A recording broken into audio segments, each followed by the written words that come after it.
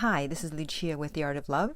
I'm a dating and relationship expert specializing in helping you get your ex back. Today, I want to discuss the N-word. No, not that N-word, the other N-word, and that would be narcissist. I have not heard that word as much as I have in the last 2 years. Everyone's talking about narcissism online, in the comments under my videos. What is going on? Is it possible that suddenly half the population is a narcissist, that everyone's dating a narcissist? Or is it something else? Well, I'm going to tell you. But before I do that, I want to remind you to be sure to subscribe so you don't miss out on any future videos. And while you're at it, tap the bell icon so you'll be notified when a new video is up. So I have an email, and I'm going to read through this email. The woman wonders if her ex is a narcissist, and she actually hopes that he is. And you'll find out why she hopes that at the end of the email. So I will do my usual commentary, and then I will answer the question, is your ex a narcissist? All right, so she begins with, I think my ex is a narcissist and I may be trauma bonded. We were in a committed relationship for 7 years. He would break up with me for a few weeks, but we always got back together, and he said he was committed to me. This happened at least 30 times. So he was committed to what? Breaking up with you? That's not a commitment. Breaking up with you constantly, and you putting up with it. Every time you took him back, he had less and less respect for you. And as I've said many times before, you cannot have love without respect. This was not a committed relationship. Someone that's committed doesn't break up with you over 30 times. As I mentioned in a previous video about how often should you get back with an ex, you only get back with an ex one time, and you don't make it easy for them to get back together with you. You ask them several questions that they need to give you very good answers to. And then if there's a second breakup, that's it. That's it. You don't stay there for 7 years and allow yourself to be broken up with over 30 times. The price you're paid for being with this person for 7 years is too high. You now probably have zero self-esteem. You've traumatized yourself, probably in ways you don't even realize yet, and you probably have given yourself PTSD as a result of this. So what good are you going to be in future relationships? Never mind getting back with him. What good are you going to be with the next person? I really hope you're in therapy, but we'll discuss that in a minute. So, moving on. 3 days ago, he said he wanted to see me. I went to his place. He asked me to sleep over. We had sex, made dinner plans for Thursday, which he canceled. I was upset and asked him if he was blowing me off, to which he replied, I'm moving next week. I have a lot to do. He also said he can't commit right now. Oh, but I thought you were in a committed relationship. He can't commit right now means I don't want to commit. So I hope you didn't buy the fact that he said he can't commit right now. But you know what?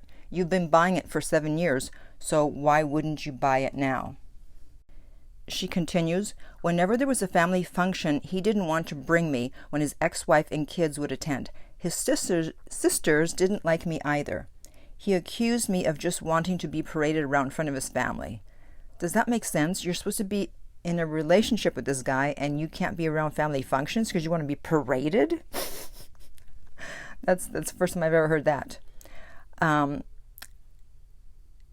And then she said, his dad was the only one speaking up for me, but my ex only listened to his 4 sisters and ex-wife. Now, she also sent me a picture of herself, and I'm glad she did.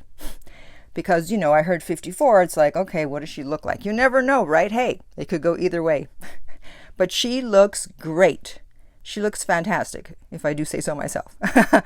So I think it's interesting that his dad, the man, the male, was the only one that was on her side, and the 4 sisters and ex-wife were against her. Could it be jealousy? Could it be that they were upset that she was so attractive? This has nothing to do with the guy she's dating, but I'm just saying, I just noticed that. It's interesting.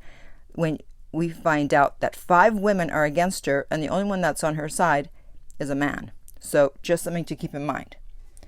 And, she stayed with this guy who's now 61 for 7 years. Girl, you could be dating someone you're 54. Okay, you could be dating someone who's 51, 41, and if you wanted even younger, 31. You don't need to be dating a 61-year-old guy who has clearly shown you that he is not interested. Okay, moving on here. So as much as I think I want him back, because I remember what a great love we had, I'm not sure when you had that great love. I'm sure you had something or thought you had something in the beginning. Otherwise, you wouldn't have been able to be trapped in this situation. But I wouldn't exactly call this a great love. I do believe he's a narcissist and there's no hope. Can you please tell me if I'm right in saying he's a narcissist? It would make it easier for me to accept he doesn't love me. Boom. That is the key to this whole thing. That's why I believe people keep throwing around the word narcissist, because they don't want to accept the fact that this person is not interested, has a low interest level in them, and therefore he must be a narcissist. He must have a personality disorder. Well, he's behaving this way because he's a narcissist. Otherwise, he wouldn't act this way. It's a disorder that's making him act like this. Otherwise, he's interested. But that pesky disorder is making him act like this. Nah, it's not. He's not interested. She's not interested. People don't want to believe it, that the person isn't into them. So they want to blame it on a disorder, whether it's narcissistic personality disorder, borderline personality disorder. Years ago, it was passive aggressive. We never hear that anymore. Suddenly, nobody's passive aggressive, but everybody's a narcissist. I remember I was dating this guy one time, and there were mixed signals because he wasn't that interested. And I'm like, oh, he's passive aggressive. So I bought a book on passive aggressive to learn how to deal with someone who's passive aggressive. Little did I know, no, he just had a low interest level. So, is your ex a narcissist? Well, I decided to find out actually what percentage of the population actually has this disorder. So listen up carefully. Most, if not all of us, demonstrate narcissistic tendencies over time. However, narcissistic personality disorder is rare. According to the Diagnostic and Statistical Manual of Mental Disorders, between 0.5 and 1% of the general population, 50 to 75% are men, interesting, is diagnosed with NPD, narcissistic personality disorder, which means that your ex is probably not a narcissist. To run across a narcissist, you would have had to have dated 100 people, and one of them would have been a narcissist, according to the statistics. Most people do not date 100 people. So your ex is most likely not a narcissist. He's just not that interested. He has a low interest level. So can we please stop with all the comments, my ex is a narcissist? Listen, we all have narcissistic tendencies once in a while. If you want to know what the traits of a narcissist are, look them up. I'm not going to go through them now. I don't need to know if someone is a narcissist. I just need to know if someone is interested. And you can tell by someone's actions whether they're interested or not. You don't have to become a psychologist and start to wonder if your ex has a personality disorder, because they probably don't. But it's just easier to believe that they do. That's why this woman said it would make it easier for me to accept that he doesn't love me. Listen, he has shown you over 7 years that he doesn't love you, but you refused to see the writing on the wall.